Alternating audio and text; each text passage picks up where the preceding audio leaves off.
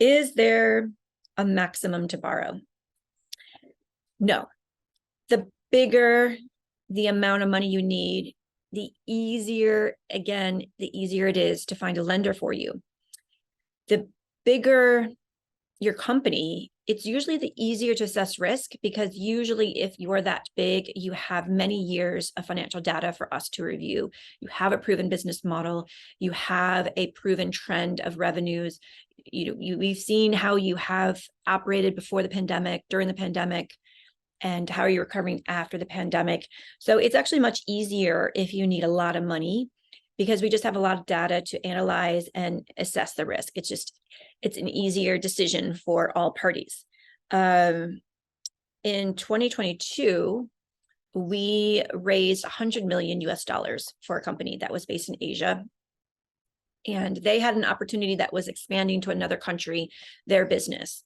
And their business was complicated to raise money because they didn't have traditional assets. And they were suffering during the pandemic, but they were surviving and starting to thrive, and we're going to come out of it better. And they had a board of directors that were very involved and keen to help them expand their business. So in that instance, we actually found them a loan that had extremely, what I would say, friendly terms.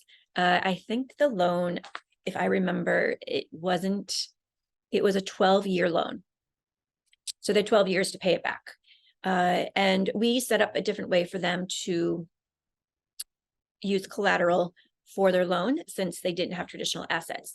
So there's a case where most banks probably would have turned down that company, and they would have had to look for private equity investors or someone that really understood that area of the business that they're invested in. I won't, our customers are confidential, so I don't want to give too much information that you can figure out who it was. But that's where we got really creative, and we found them a solution that they could offer to their board of directors and make a decision. Is this how they wanted to grow their company, or did they want to go get private equity investors? So there isn't a maximum. The bigger, the better, the easier. Even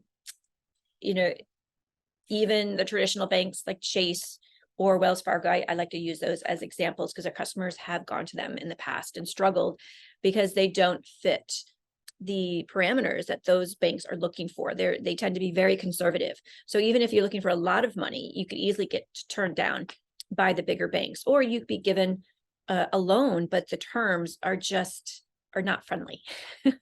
And so you should always get a second option to either use it as leverage with the bank that you feel is the better fit, so you can show them that you have the opportunity to find the money somewhere else at a better rate.